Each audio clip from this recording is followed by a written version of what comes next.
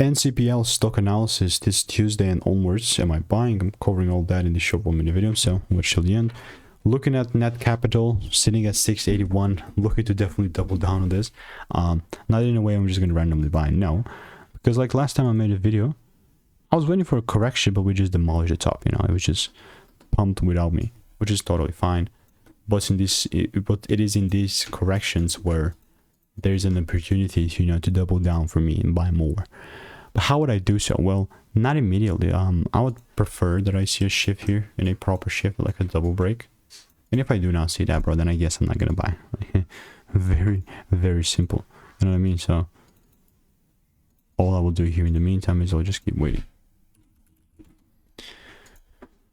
That being said, if you want my exact play, just click the first link in the description. 1,200 people already tried it. See you in the next one. Goodbye and enjoy. Like, it's absolutely risk-free, by the way. Like, you don't have this anywhere. And I hold this really dear to my heart. Kind of feels stingy when I share with people, but I guess you get more when you give back, I guess.